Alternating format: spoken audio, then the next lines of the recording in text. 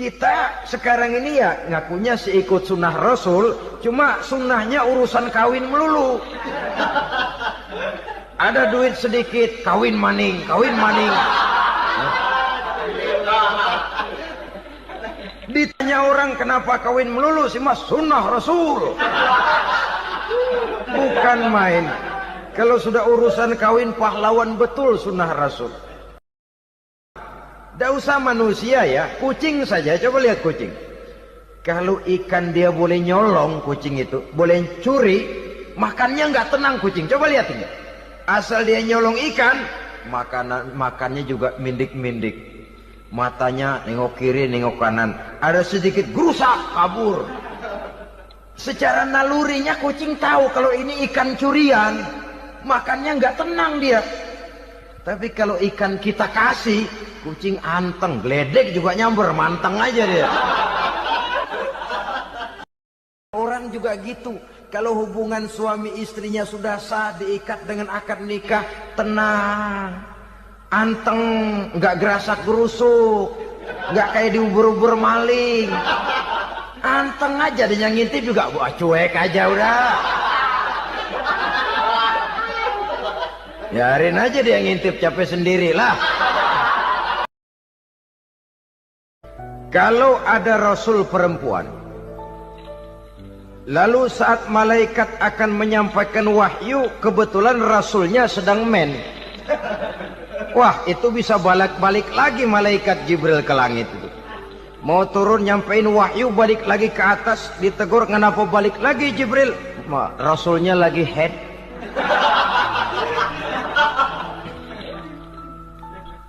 Atau pada saat agama dalam bahaya, agama dalam hinaan, agama dalam ancaman, rasulnya perempuan kebetulan sedang hamil besar.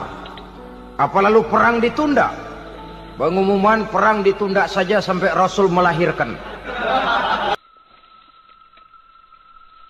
Padahal Quran mengatakan al-jannatu tahta aqdamil ummahat. Surga di bawah telapak kaki ibu. Hadis ini bisa kita artikan macam-macam. Pertama, anak tidak akan mendapat kebahagiaan tanpa ridho daripada ibunya. Kedua, ibu adalah wanita agung yang harus ditaati.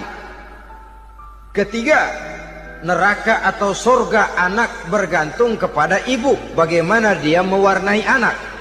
Kalau ibunya cuek-cuek saja sama anaknya, dan sering jadi contoh klasik, kalau anak ayamnya beduk maghrib belum pulang, satu RT dicariin, hansip diundang, kalau perlu dan ramil dilaporin. Saudara-saudara kaum muslimin rahimakumullah, terutama ibu-ibu yang saya hormati, jadi peranan yang pertama wanita sebagai seorang istri. Yang kedua, wanita sebagai ibu. Ini juga sangat besar pengaruhnya dalam membentuk generasi masa yang akan datang. Bapak, oleh karena kesibukan tugasnya, tentu lebih banyak di luar rumah. Yang nyaris 24 jam di rumah itu ibu. Bagaimana dia merawat anaknya, bagaimana dia menaruh perhatian terhadap anaknya, bagaimana ia melimpahkan kasih sayang kepada anak-anaknya, akan membentuk kepribadian anak dan artinya membentuk generasi yang akan datang. Kalau seorang ibu sudah cuek-cuek saja kepada anaknya, padahal Quran mengatakan al-jannatu tahta aqdamil ummahat, surga di bawah telapak kaki ibu. Hadis ini bisa kita artikan macam-macam. Pertama, anak tidak akan mendapat kebahagiaan tanpa ridho daripada ibunya. Kedua, ibu adalah wanita agung yang harus ditaati. Ketiga, neraka atau surga anak bergantung kepada ibu. Bagaimana dia mewarnai anak.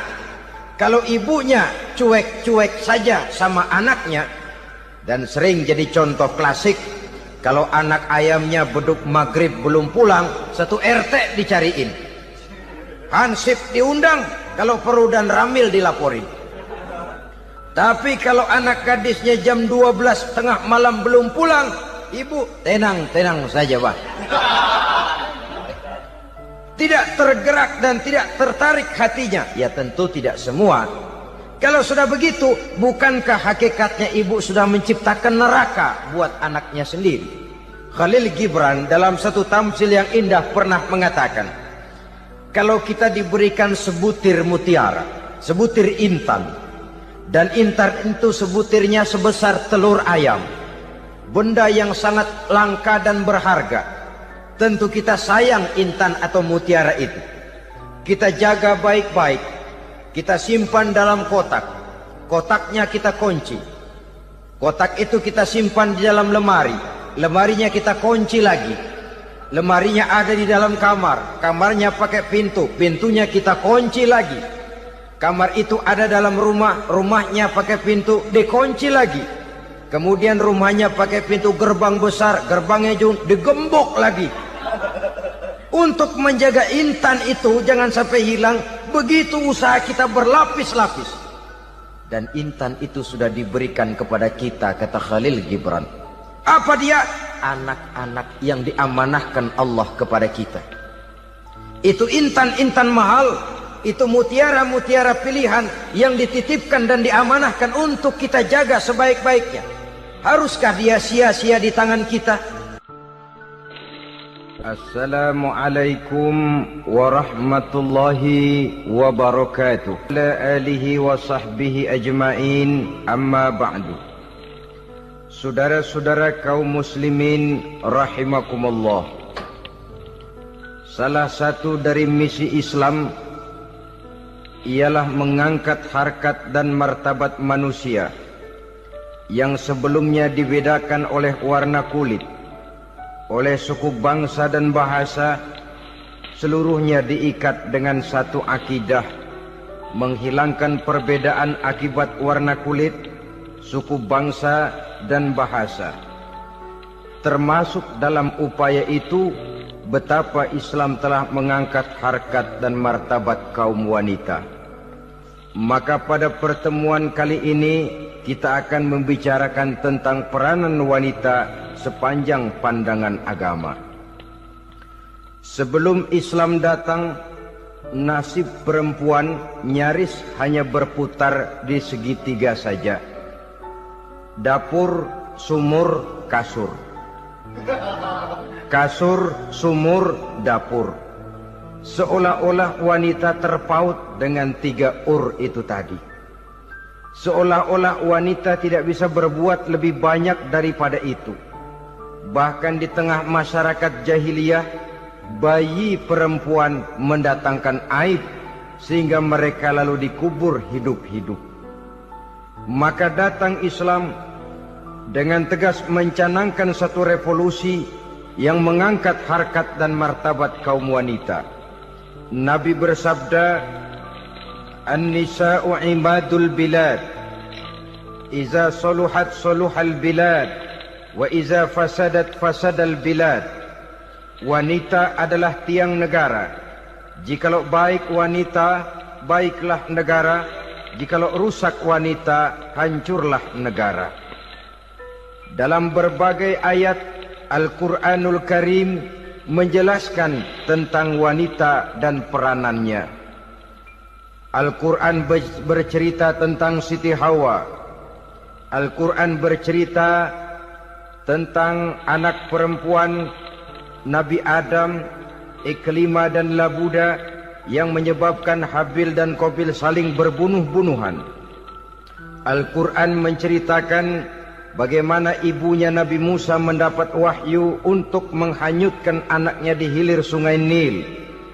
Al-Quran bercerita tentang Siti Maryam, ibu daripada Nabi Isa.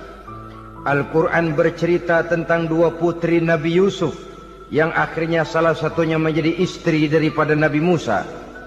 Pun Al-Quran bercerita tentang Ratu Balkis, seorang wanita yang menjadi penguasa di negeri Sabah, yang demikian besar pengaruhnya dan wawasannya. Dan banyak lagi Al-Quran menceritakan keadaan kaum wanita, sampai-sampai dalam Al-Quran ada satu surah yang dinamakan surah An-Nisa. Ini seluruhnya berarti bahwa Al-Quran telah menempatkan kaum wanita dalam satu posisi yang mulia dan terpuji. Al-Quran memberikan emansipasi, bahwa wanita berhak mengejar kemajuan sebagaimana halnya kaum laki-laki. Tetapi sungguh pun demikian, Al-Quran tetap memberikan batasan-batasan sepanjang emansipasi itu tidak bertentangan dengan kodrat kewanitaan itu sendiri. Kalau persamaan dan kemajuan, kalau emansipasi dan hak asasi sudah tidak sesuai lagi dengan kodrat kewanitaan, pada akhirnya bukan mengangkat harkat dan martabat kaum wanita, justru malah merendahkan derajat dan martabat kaum wanita itu sendiri. Seperti sebagian besar wanita ini, mereka berteriak menuntut tentang persamaan hak, tapi mereka melupa apa batasan daripada persamaan hak itu sendiri. Sesungguhnya Islam dengan segala konsepsinya yang mengangkat martabat kaum wanita itu, memberikan keleluasaan kepada kaum wanita untuk maju bersama laki-laki sepanjang tidak menginjak-injak kodrat kewanitaan itu sendiri. Kalau sudah sampai kepada menginjak kodrat kewanitaan, maka akan merendahkan martabat kaum wanita. Sebab apa? Secara fisik dan psikis, agaknya memang laki-laki sudah ditakdirkan oleh Allah untuk menjadi pembimbing bagi kaum wanita. Walaupun tidak tertutup kemungkinan wanita tampil sebagai pemimpin, tetapi dari segi fisik biologis misalnya, laki-laki itu diciptakan kekar, kuat untuk memikul dan melaksanakan tugas-tugas yang berat. Sedangkan perempuan pada umumnya adalah lembut, ayu, lemot, denok, geboy, dan lain sebagainya. Maka kalau kita baca sejarah, Allah itu belum pernah mengutus rasul perempuan. Semua rasul laki-laki. Sebab apa? Secara fisik biologis tugas kerasulan lebih dimungkinkan oleh seorang laki-laki. Tugas rasul itu berat. Kadang-kadang perang, dicaci maki, berhadapan dengan ujung tombak, ujung pedang dan lain sebagainya. Makanya seluruh rasul laki-laki, dan Allah belum pernah mengutus rasul perempuan. Dari segi lain, perempuan itu banyak terhalang untuk melaksanakan ajaran agama. Misalnya, 1 minggu dalam sebulan perempuan itu terkena cuti khusus, mengalami masa menstruasi, tidak sholat, tidak puasa, tidak melaksanakan ajaran agama yang tidak dibolehkan pada saat menstruasi itu. Kalau ada rasul perempuan, lalu saat malaikat akan menyampaikan wahyu, kebetulan rasulnya sedang wah, itu bisa balik-balik lagi malaikat Jibril ke langit itu. Mau turun nyampein wahyu, balik lagi ke atas, ditegur, kenapa balik lagi Jibril? Rasulnya lagi head.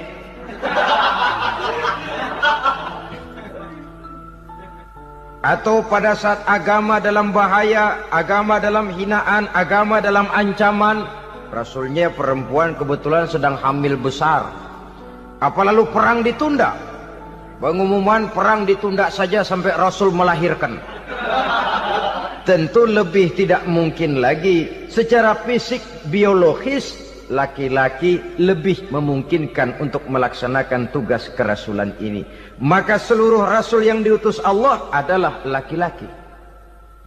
Saudara hadirin yang saya muliakan, sungguh pun demikian, Islam itu mengangkat martabat wanita sedemikian tinggi sebagai tiang negara yang menentukan jatuh dan bangunnya negara, yang ikut mewarnai bahkan menjadi warnanya suatu negara. Walaupun peranannya memang tidak begitu kelihatan, tapi sesungguhnya amat sangat menentukan. Oleh karenanya, secara umum, emansipasi yang digariskan oleh Islam, emansipasi yang tidak bertentangan dengan kodrat kewanitaan di berbagai aspek kehidupan. Kalau sekarang emansipasi ini kelihatannya sudah salah pasang, salah kaprah.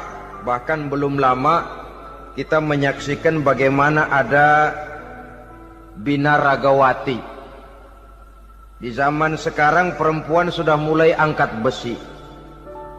Saya mulai mikir kalau perempuan sudah pada angkat besi, ini sudah tanda suaminya udah dekat dibanting-bantingin ini. Tahun-tahun mendatang mungkin akan menyusul perempuan mulai narik becak.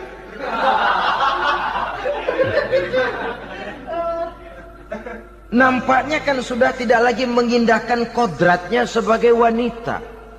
Ada olahraga yang hanya pantas dikerjakan oleh laki-laki.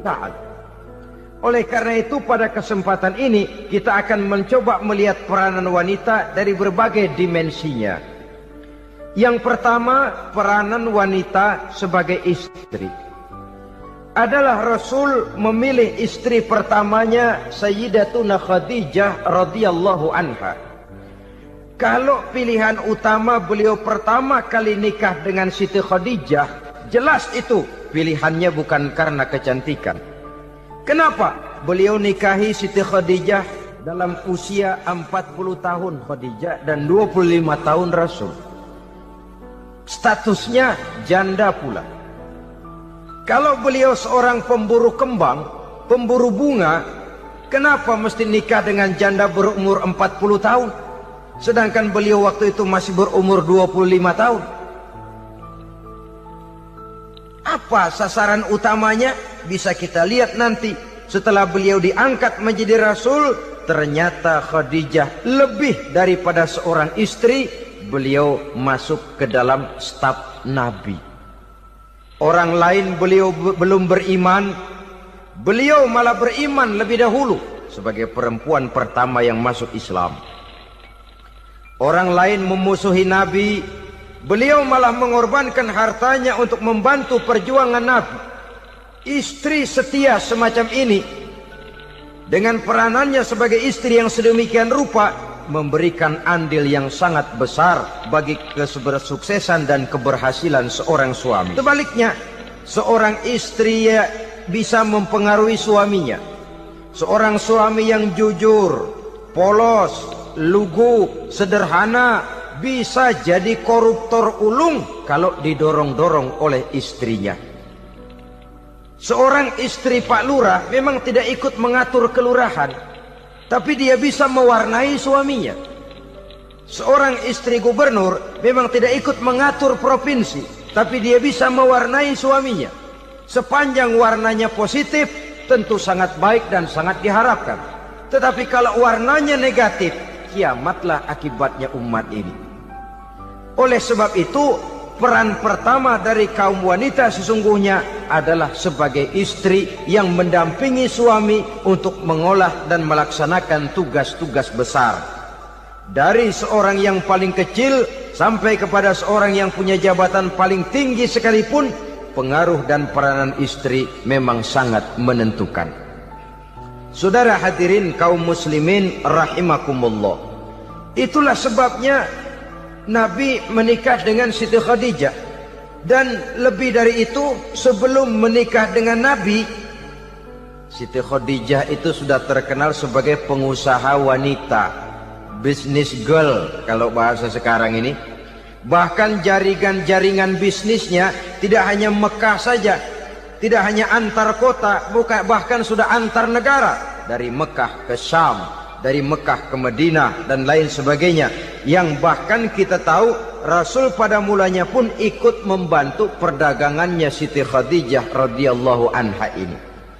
Jadi kalau bercermin dari karier Siti Khadijah, boleh saja wanita bergerak di bidang bisnis, asal memang profesi, bukan karena dengan senjata dan modal kecantikan lalu membujuk dan merayu orang sampai telak sehingga bisnisnya berjalan lancar dengan jalan menjual kecantikannya. Tidak, bergerak di bidang bisnis yang memang profesinya di situ. Tidak ada salahnya. Bisa saja perempuan menjadi bisnis girl seperti yang dicontohkan oleh Siti Khadijah radhiyallahu anha ini. Sebab itu, kontes-kontesan yang hanya bertitik kepada rupa yang ayu saja, rupa yang cantik saja, sesungguhnya bukan hanya tidak bermanfaat, tapi saya pikir juga sangat tidak mendidik. Yang mengajar anak-anak remaja putri kita untuk berlomba-lomba hidup dalam kepalsuan. Alis mata palsu, hidung pesek dimancungin palsu, operasi plastik. Alis matanya dikerik, bikin yang palsu. Tai lalat lagi bikin yang palsu. Gincu bibir dimerahin, palsu. Seluruhnya hidup dalam kepalsuan. Akan lebih baik kalau kita ini misalnya mengadakan kontes yang menitik beratkan kepada ketinggian IQ, kecerdasan, kemampuan, skill, keahlian dan kemampuan. Tidak hanya dititik beratkan kepada rupa yang ayu dan cantik semata-mata. Sebab di samping manfaatnya diragukan, juga sangat tidak mendidik buat generasi yang akan datang. Terutama ibu-ibu, peran utama wanita sesungguhnya adalah sebagai istri mendampingi suami dalam melaksanakan tugas-tugas besar. Satu hari, serombongan ibu-ibu pernah datang menghadap Rasul mengajukan satu resolusi. Protes kalau bahasa kita sekarang. Ya Rasul, ada apa bu? Kalau laki-laki sih enak. Enak bagaimana? Iya, kalau orang laki-laki sholat, perempuan sholat. Laki-laki puasa, perempuan puasa. Laki-laki pergi haji, perempuan pergi haji. Laki-laki menuntut ilmu, perempuan bisa menuntut ilmu. Tapi kalau laki-laki pergi jihad, perang membela agama, kami perempuan tidak bisa ikut jihad perang di medan pertempuran. Padahal pahala jihad sangat besar dan kami ingin mendapat pahala jihad. Tidak adil kalau begini ya Rasul, izinkan kami pergi jihad. Ini perempuan di zaman Rasul, kalau ada kebaikan tidak bisa ikut, rasanya rugi bukan main, lalu protes. Apa jawab Rasul? Beliau senyum. Ibu-ibu jangan khawatir. Walaupun ibu-ibu tidak maju ke medan perang, ada ibadah yang pahalanya sama dengan pahala jihad itu. Apa ya Rasul? Beliau menjawab, jihadukunna fi baitikunna. Jihadnya ibu-ibu, jihadnya kaum wanita adalah di rumah tangganya sebagai istri. Memasak makanan suaminya, mencuci pakaian istrinya, mengasuh, merawat dan membesarkan anak-anaknya. Itu seluruhnya bagian daripada ibadah yang pahalanya tidak kurang dengan pahala jihad. Kenapa? Al-Quran itu memberikan sesuatu sesuai dengan kedudukannya. Kalau perempuan pergi perang jihad membela agama, musuhnya laki semua, kayak apa perangnya? Itu musuhnya bisa nggak mau pakai pedang, perangnya udah gulat aja udah. Sehingga Rasul lalu memberikan satu jalan keluar yang membuat wanita-wanita itu lega. Jihadukunna fi baitikunna. Ibu-ibu sih tidak usah khawatir. Jihad ibu adalah di rumah tangga ibu-ibu semua. Sejak bangun tidur sampai tidur kembali, nyaris kaum ibu itu 24 jam pekerjaannya. Sebagai istri, dia melaksanakan jihad di rumah tangganya. Peranan wanita yang pertama adalah sebagai istri yang walaupun tidak kelihatan dan menonjol seperti halnya laki-laki, tapi sangat mewarnai, bahkan menjadi warna dari tugas apapun yang dihadapi oleh suaminya. Dulu ada seorang orator, kalau pidato hebat bukan main. Kalau dia bernada gembira, semua orang senyum. Kalau dia bercerita tentang sesuatu yang sedih, satu masjid orang nangis. Orang tanya kepadanya, Pak, bisa pidato begitu hebat, siapa yang bikin? Ya saya sendiri. Istrinya dari belakang bilang, tidak, yang bikin pidatonya hebat saya. Kata suaminya, mana bisa, saya, kata istrinya. Kalau saudara tidak percaya, tunggu Jumat depan. Dia khutbah Jumat, saya akan bikin khutbahnya tidak hebat, kata istrinya. Sudah hari Rebo, siap-siap mau bikin konsep khutbah. baru mau nulis datang istrinya, "Bang, tolong pegangin anak saya mau ke warung." Mau bikin konsep lagi, kata istrinya, "Bang, tolong ini, tolong itu, tolong ini." Sampai mau berangkat khutbah Jumat, khutbah belum selesai dibikin. Begitu naik mimbar, kehabisan bahan. Sudah 10 menit masih ama ba'du, ama ba'du, ama ba'du. Ini yang dengar heran, ini orang kok bicaranya bisa cuma amat sama badu, amat sama badu saja. Di situ kelihatan saudara-saudara betapa peran serta istri yang walaupun tidak kelihatan oleh pandangan mata yang zahir tapi teramat sangat menentukan. Sekali lagi, tidak ada seorang suami bisa sukses jadi apapun dia tanpa peran serta istrinya di rumah. Tidak ada kemajuan yang bisa diperoleh kalau tidak karena peran serta istrinya di rumah. Tidak ada kesuksesan yang bisa diraih tanpa keikutsertaan daripada istrinya di rumah. Walaupun suaminya yang dikenal orang, suaminya yang dipuji orang, suaminya yang disanjung orang, bagian besar tetaplah saham dan andil daripada istrinya yang di rumah itu. Ini makna an-nisa imadul bilad. Wanita adalah tiang negara. Jikalau baik wanita, baik negara. Jikalau rusak wanita, hancur negara. Karena wanita, negeri Salba menjadi terkenal, tentram, aman, wawasan politiknya luas. Seorang semacam Cleopatra bisa menaklukkan Julius Caesar. Dan begitu selanjutnya. Banyak cerita-cerita betapa wanita yang berperan di belakang layar ini bahkan bisa menggoyangkan negara. Bahkan yang paling dekat saja contoh dengan kita, Senator Gary Hart. Saudara masih dengar tentu itu. Betapa harus terpaksa mengundurkan diri dari pencalonan presiden Amerika karena kasusnya dengan Donna Rice itu, dengan hostess itu. Betapa di sini seorang perempuan atau seorang wanita sanggup membongkar seseorang yang punya masa depan ceria untuk menuju kursi kepresidenan dari suatu negara adidaya seperti Amerika bisa gagal berantakan karena skandalnya itu. Apa penyebabnya? Wanita.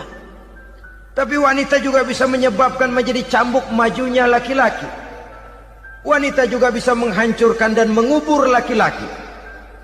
Saudara hadirin yang saya muliakan, ia memang kelihatannya makhluk yang lemah, tapi di balik kelemahannya itu sesungguhnya dia bisa menelan laki-laki yang bagaimanapun besarnya. Saudara-saudara kaum muslimin rahimakumullah, terutama ibu-ibu yang saya hormati, jadi peranan yang pertama wanita sebagai seorang istri. Yang kedua, wanita sebagai ibu. Ini juga sangat besar pengaruhnya dalam membentuk generasi masa yang akan datang. Bapak, oleh karena kesibukan tugasnya, tentu lebih banyak di luar rumah. Yang nyaris 24 jam di rumah itu ibu. Bagaimana dia merawat anaknya, bagaimana dia menaruh perhatian terhadap anaknya, bagaimana ia melimpahkan kasih sayang kepada anak-anaknya, akan membentuk kepribadian anak dan artinya membentuk generasi yang akan datang. Kalau seorang ibu sudah cuek-cuek saja kepada anaknya, padahal Quran mengatakan al-jannatu tahta aqdamil ummahat, surga di bawah telapak kaki ibu. Hadis ini bisa kita artikan macam-macam. Pertama, anak tidak akan mendapat kebahagiaan tanpa ridho daripada ibunya. Kedua, ibu adalah wanita agung yang harus ditaati. Ketiga, neraka atau surga anak bergantung kepada ibu. Bagaimana dia mewarnai anak. Kalau ibunya cuek-cuek saja sama anaknya, dan sering jadi contoh klasik, kalau anak ayamnya beduk maghrib belum pulang, satu RT dicariin, hansip diundang, kalau perlu dan ramil dilaporin. Tapi kalau anak gadisnya jam 12 tengah malam belum pulang, ibu tenang-tenang saja, Pak. tidak tergerak dan tidak tertarik hatinya? Ya tentu tidak semua. Kalau sudah begitu, bukankah hakikatnya ibu sudah menciptakan neraka buat anaknya sendiri? Khalil Gibran dalam satu tamsil yang indah pernah mengatakan, kalau kita diberikan sebutir mutiara, sebutir intan, dan intan itu sebutirnya sebesar telur ayam, benda yang sangat langka dan berharga, tentu kita sayang intan atau mutiara itu. Kita jaga baik-baik, kita simpan dalam kotak, kotaknya kita kunci, kotak itu kita simpan di dalam lemari, lemarinya kita kunci lagi, lemarinya ada di dalam kamar, kamarnya pakai pintu, pintunya kita kunci lagi, kamar itu ada dalam rumah, rumahnya pakai pintu, dikunci lagi, kemudian rumahnya pakai pintu gerbang besar, gerbangnya juga digembok lagi. Untuk menjaga intan itu jangan sampai hilang, begitu usaha kita berlapis-lapis. Dan intan itu sudah diberikan kepada kita, kata Khalil Gibran. Apa dia? Anak-anak yang diamanahkan Allah kepada kita. Itu intan-intan mahal, itu mutiara-mutiara pilihan yang dititipkan dan diamanahkan untuk kita jaga sebaik-baiknya. Haruskah dia sia-sia di tangan kita? Haruskah dia merana jatuh di tangan ibu yang tidak punya tanggung jawab? Saudara hadirin yang saya muliakan, oleh karenanya peranan sebagai ibu ini sangat menentukan bagi pembentukan generasi yang akan datang. Salah ibu mengarahkan anak, akan lahir generasi mendatang yang tidak kita harapkan. Sehingga Nabi bersabda, kullu mauludin yuladu 'alal fitrah fa abawayhi yuhawwidanihi aw yunassiranihi aw yumajjisanihi. Setiap bayi dilahirkan dalam keadaan suci, setiap bayi dilahirkan dalam keadaan bersih, tidak punya dosa. Islam tidak mengenal dosa warisan. Semua saja bayi lahir dalam keadaan suci dan bersih. Kalau demikian lalu bagaimana? Kata Nabi, ibu bapaknya lah yang kelak akan menjadikan anak itu sebagai Yahudi, yang kelak menjadikan itu anak itu sebagai Nasrani, atau menjadikan anak itu sebagai Majusi. Ibu bapaknya yang mewarnai anak. Ibaratnya anak itu kertas putih, mau ditulis tinta hijau warnanya hijau, mau ditulis tinta merah warnanya merah, mau ditulis tinta hitam pun warnanya hitam. Oleh karena itu pembentukan anak yang soleh secara mental sesungguhnya sudah diwarnai oleh kebiasaan ibu bapak dalam pergaulan di rumah tangganya secara mental. Sehingga dengan demikian saudara-saudara, salah kaprah ibu dalam mengarahkan anak-anaknya akan melahirkan generasi penerus yang sungguh-sungguh tidak kita harapkan, dan pada gilirannya akan membahayakan perkembangan bangsa dan negara, membahayakan kita sebagai suatu umat. Apalagi sekarang ini masih banyak orang-orang muslim, orang-orang tua muslim yang kadang-kadang menyekolahkan anaknya di sekolah yang membahayakan akidahnya, mematikan imannya, menghancurkan tauhidnya. Pokoknya asal bonafid keluar sekolah ada jaminan lapangan kerja, perkara anak mau kafir mau murtad bukan urusan. Alangkah ironi dan sangat menyedihkan. Saudara-saudara yang saya hormati, jadi dari segi kaum wanita peranan ibu sangat besar. Dari segi anak, ketaatan kepada ibu, doa restu ibu akan membawa kepada kebahagiaan hidup. Doa ibu mustajabah, kutukan ibu manjur. Beberapa hikayat dan riwayat menjadi contoh dan tamsil buat kita betapa tidak ada satu kebahagiaan di dunia ini yang bisa ditegakkan tanpa doa restu daripada ibu. Pantas kalau dalam Al-Quran ada ummul kitab, ibunya atau induknya kitab. Tiap negara punya ibu kota, bapak kota tidak ada. Lalu lagi wawasan Nusantara disebut ibu pertiwi, bapak pertiwi kemana tahu. Saudara hadirin yang saya muliakan, lalu dalam peringatan hari-hari besar nasional ada yang namanya Hari Ibu. Hari bapak nggak pernah diperingati. Ada Hari Ibu, dan ibu itu pun ada Ibu Kartini, ada Ibu Dewi Sartika, dan macam-macam lagi yang seluruhnya merupakan refleksi dan gambaran betapa peranan kaum wanita di dalam kehidupan ini yang memang banyak mewarnai dan menjadi warna dari suatu kegiatan. Saudara-saudara kaum muslimin rahimakumullah, apabila yang pertama tadi kita melihat peranan kaum wanita sebagai istri, betapa ia berpengaruh besar dalam ikut menunjang keberhasilan dan kesuksesan suaminya.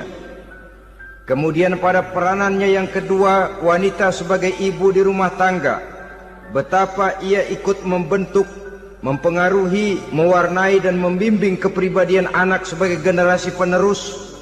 Maka pada peranan yang ketiga ini kita akan melihat wanita sebagai social agent, sebagai penggerak kegiatan sosial di berbagai bidang kehidupan. Apakah itu bernama majelis taklim, apakah itu bernama perkumpulan dan yayasan-yayasan kemanusiaan, organisasi-organisasi yang bergerak di bidang pendidikan. Bahkan di zaman sekarang bukan hanya menjadi penggerak sosial, bahkan sudah banyak kaum wanita yang menggerakkan satu bangsa. Dunia mengenal Margaret Thatcher, dunia mengenal Indira Gandhi, dunia mengenal Bandara Naike, dunia mengenal Corazon Aquino, dunia mengenal Golda Meir dulu itu dari Israel. Dunia mengenal Imelda Marcos yang ambisius, tapi yang kemudian melangkah kepada jalan yang negatif dari tujuan semula. Ini bukan hanya sekedar social agent, tapi bahkan sudah mengarah kepada menggerakkan dan mewarnai suatu bangsa. Islam membuka pintu ke arah itu. Wanita duduk dan berfungsi sebagai social agent, mengurus berbagai macam perkumpulan yang bertujuan kepada kebajikan, menyantuni yatim piatu, memelihara kesehatan, menyayangi binatang, memelihara kelestarian lingkungan dan lain sebagainya. Islam membukakan pintu sepanjang peranan sebagai istri dan sebagai ibu tidak diabaikan. Ini sebab yang utama, salah seorang perempuan, kaum wanita, kalau terlalu aktif berorganisasi, terlalu aktif bermasyarakat, terlalu aktif dalam berbagai macam perkumpulan, lalu melupakan tugas utamanya sebagai istri dari suaminya, sebagai ibu dari anak-anaknya. Ibu asik rapat sana, rapat sini. Anak tidak pernah diajak rapat, akhirnya si anak bikin perkumpulan sendiri, rapat menurut versi mereka. Sehingga akibatnya yang timbul anak merasa kurang diperhatikan oleh ibunya. Ngaji bagus, tapi kalau sepanjang hari ngaji saja, suami pulang mau makan tidak ada makanan, mau berganti pakaian belum lagi ditriska pakaiannya, tentu ini melupakan fungsi yang utama. Kegiatan sosial, kegiatan di organisasi adalah jadwal kegiatan setelah fungsi sebagai istri dari suami, sebagai ibu dari anak-anak dilaksanakan dengan sebaik-baiknya. Bukan tidak baik ngaji, kalau dari ngaji ke ngaji saja. Bangun tidur ngaji, jam 7 ngaji, berangkat jam 11. Sholat zuhur berangkat ngaji lagi, pulang sore, malam ngaji lagi. Suami tidak terurus, anak-anak pun terbengkalai, rusaklah rumah tangga. Dan bukankah satu bangsa terdiri dari satu tatanan masyarakat, dan tatanan masyarakat yang paling kecil bernama keluarga. Keluarga merupakan unit dari masyarakat, unit yang terkecil, dan keluarga terdiri dari pribadi-pribadi yang merupakan bapak, ibu, dan anak-anak. Sehingga masyarakat bangsa yang baik terdiri dari masyarakat yang baik. Masyarakat yang baik tersusun dari keluarga-keluarga yang baik, dan keluarga yang baik akan muncul dari pribadi dan individu yang baik. Pribadi dan individu yang baik yang sadar mana kewajiban yang primer, mana kewajiban yang sekunder. Sebagai social agent, dia lalu mawas diri dengan tetap mempertimbangkan kodrat kewanitaannya itu tadi. Saya ikut prihatin kalau ada perempuan main sepak bola. Dan saya yakin betul kalau perempuan main sepak bola, yang nonton pasti bukan nonton bola. Ya mungkin bola juga, tapi bola yang mana? Itu wallahu a'lam. Boy, ya dicari olahraga yang sesuai dengan kodrat kewanitaan begitu. Dicarilah olahraga yang sesuai dengan kodrat kewanitaan. Sepak bola sudah maju, ya belakangan saya katakan tadi muncul lagi wanita angkat besi. Belakangan bisa kita bayangkan wanita main tinju. Babak belur sudah kalau sudah begitu. Kemajuan dengan melupakan kodrat kewanitaan akan menyengsarakan kaum wanita itu sendiri. Silahkan maju menjadi social agent, menjadi penggerak di masyarakat. Para istri Rasul bisa kita jadikan satu figur. Siti Khadijah, figur sebagai istri pendamping yang setia. Dikala suaminya bingung, ia tampil memberikan pandangan. Dikala suaminya bingung, ia memberikan tanggapan. Dikala suaminya dimusuhi orang, ia menampakkan kesetiaannya. Kau tidak sendiri bang, aku di sisimu.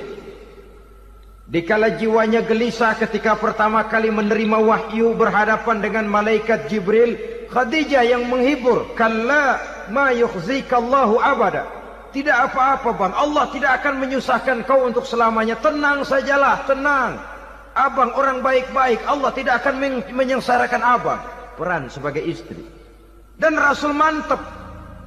Sehingga bertahun setelah Khadijah wafat, selalu terkenang dan dikenang oleh Rasul.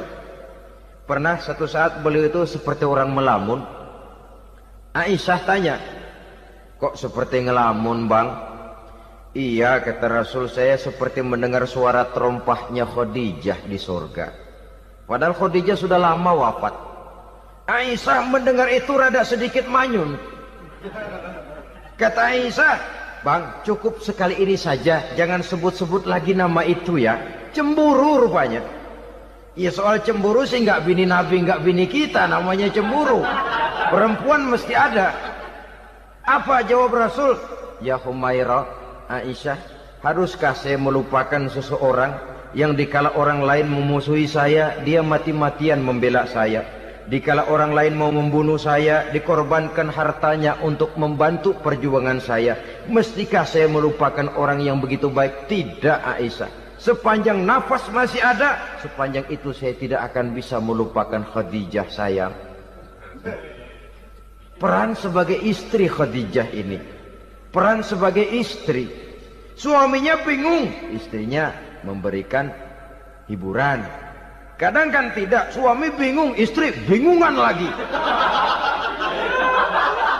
Ya sudah, mari ramai-ramai kita bingung sudah. Bukan mencari jalan keluar, yang sudah bingung malah ditambahin bingung lagi. Saudara hadirin yang saya hormati, lalu figur Siti Aisyah, muda, cantik, kreatif, cerdas. Kalau bahasa sekarang barangkali wanita karier ini. Ini figur-figur. Jadi punya keistimewaan masing-masing, sehingga ada pilihan. Ya tentu orang mencari istri itu kan karena ada dasar pilihan.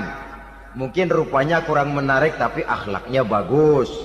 Mungkin akhlaknya sedang-sedang saja tapi potongannya cakep. Masih ada pilihan. Sudah potongan jelek, akhlak bejat. Emangnya lu milih merem tempo hari ya?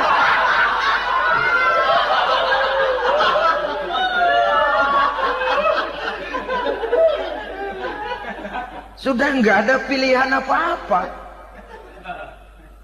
Lalu ada istri yang punya keistimewaan karena sifatnya yang sabar. Ada yang wataknya itu pemurah. Ada yang sifatnya itu belas kasih. Pendeknya, dari istri-istri Rasul kita bisa menemukan figur-figur wanita teladan. Sehingga keliru kalau kaum orientalis barat mengatakan Rasulullah itu katanya sesungguhnya adalah seorang seks mania. Istrinya banyak.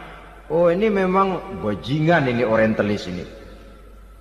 Kalau Rasulullah itu seorang seks maniak, tentu yang dinikahinya itu pertama jelas gadis semua, yang kedua tentu cantik-cantik semua. Dari istri-istri beliau yang dikawininya dalam keadaan gadis cuma Siti Aisyah. Selebihnya janda. Apa pertimbangannya? Menyantuni yatim-yatimnya, mengayomi janda-janda yang ditinggal suaminya gugur di medan perang, untuk memperkuat keimanannya. Itu pilihan utama Rasul. Kita sekarang ini ya ngakunya sih ikut sunnah Rasul, cuma sunnahnya urusan kawin melulu. Ada duit sedikit, kawin maning, kawin maning. Ditanya orang kenapa kawin melulu, sih mas sunnah Rasul. Bukan main. Kalau sudah urusan kawin pahlawan betul sunnah Rasul. Padahal kawin lagi dalam Islam itu sungguh pun boleh, tapi tidak diperintah. Tidak diperintah, memang cuma boleh. Itu kalau dalam pesawat itu cuma semacam emergency exit lah ya. Yang tidak boleh sembarang waktu bisa dibuka. Kalau memang sanggup berlaku adil, tafadhol. Kalau tidak, satu juga nggak habis. Lagian saya kira perempuan itu kan cuma perbedaan rupa saja, perbedaan selera saja. Seperti singkong dengan sate, bedanya kan cuma di tenggorokan. Kalau sudah masuk ke perut, kenyangnya kan sama. Perempuan cuma berbeda dalam selera, rasanya barangkali ya, barangkali.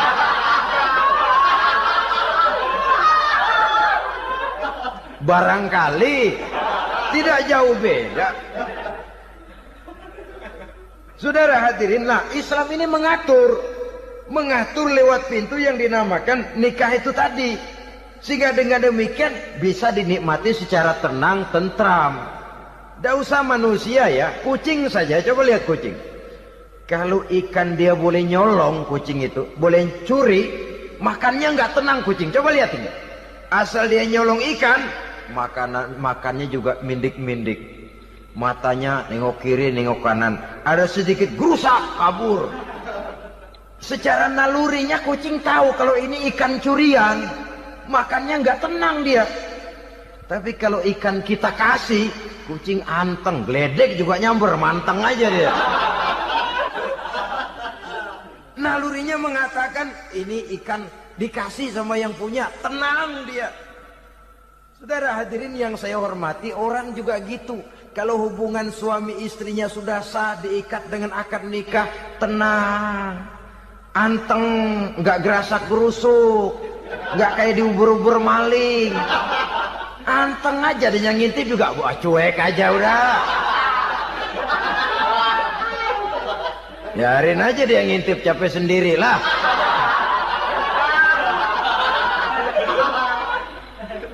Tapi kalau nyuri-nyuri, coba lihat dah. Mana di kebun. Banyak nyamuk. Ansip mukul tiang listrik, dia yang bingung.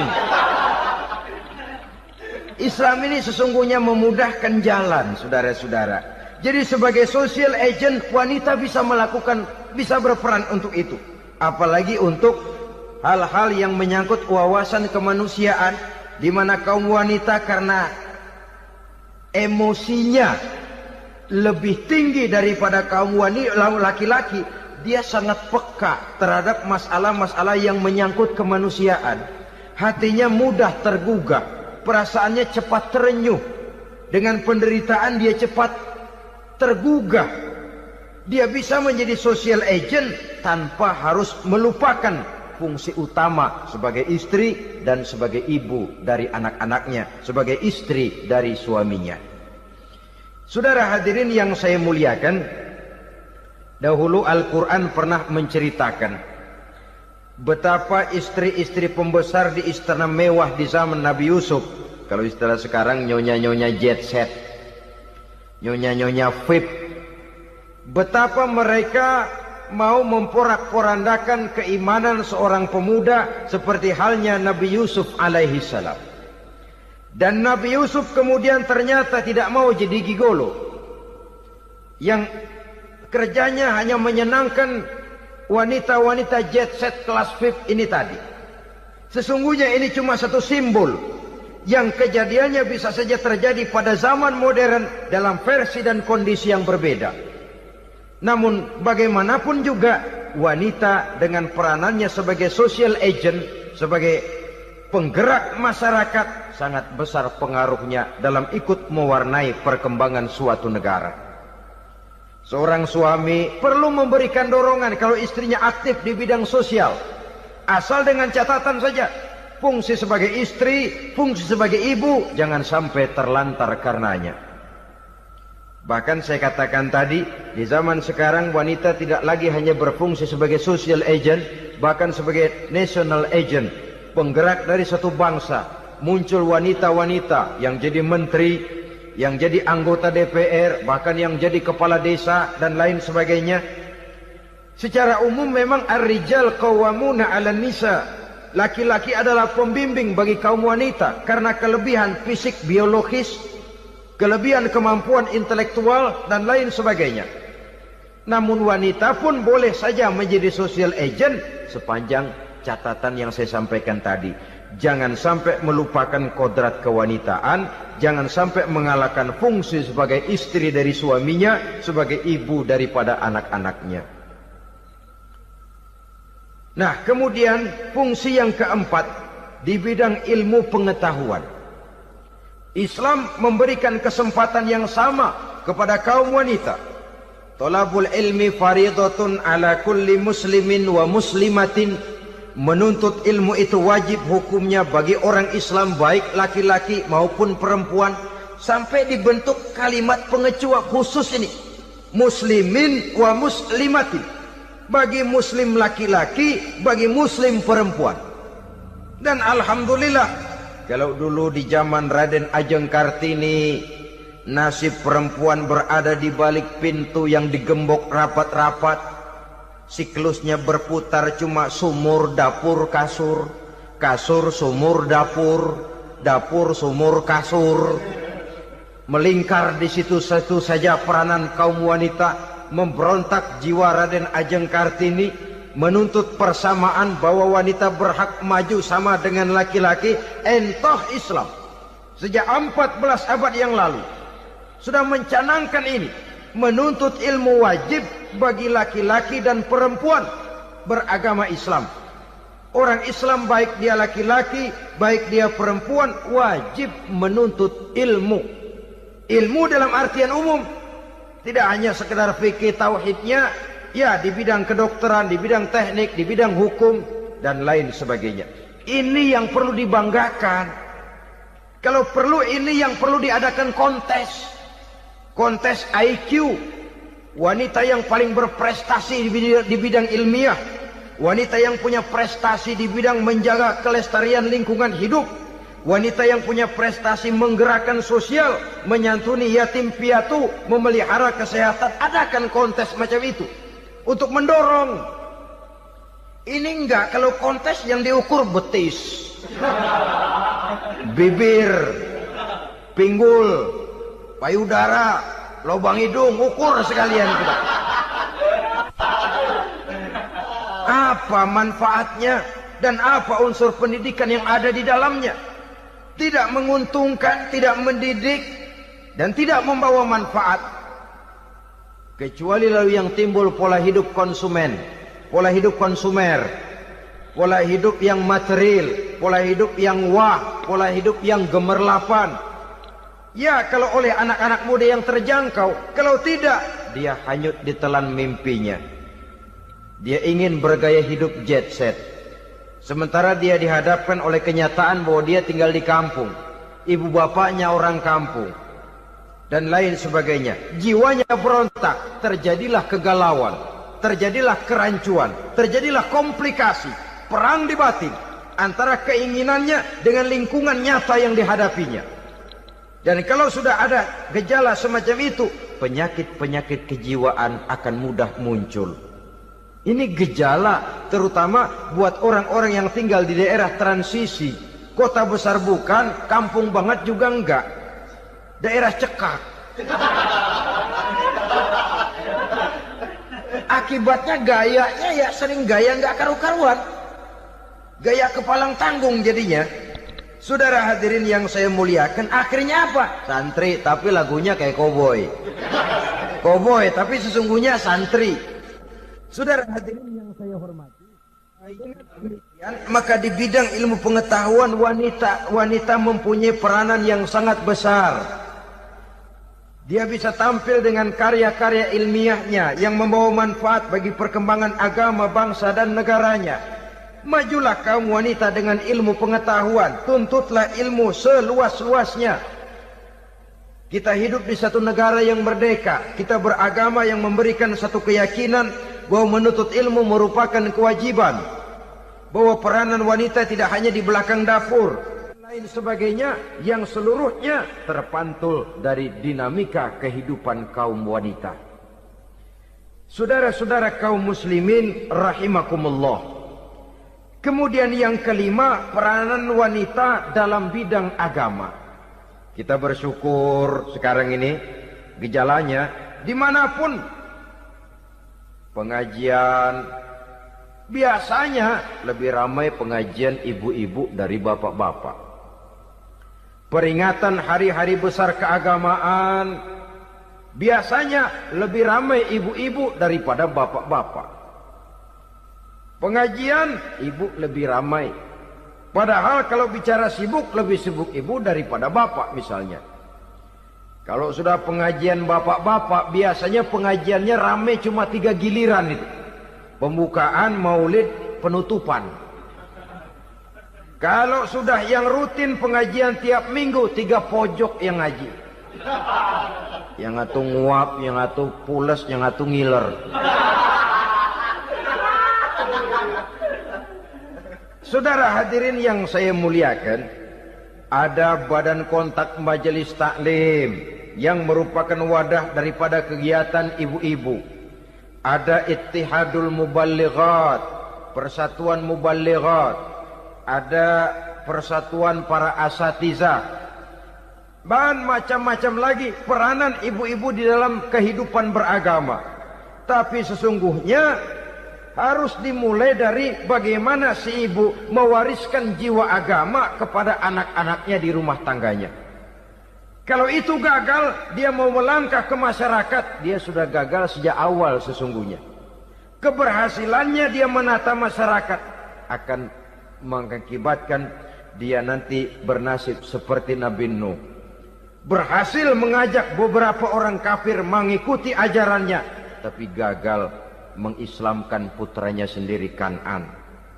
Bukan tidak berusaha, tapi memang Allah sudah menghendakinya sedemikian untuk menjadi contoh buat kita semua. Yang penting orang tua berusaha dan berikhtiar. Kalau sudah berusaha dan berikhtiar, anak ternyata memang sulit diurus, barangkali memang fotokopinya Kan'an tuh anak. Ya orang tua kalau sudah berusaha, ya tawakallah. Jangan belum berusaha lalu berkata,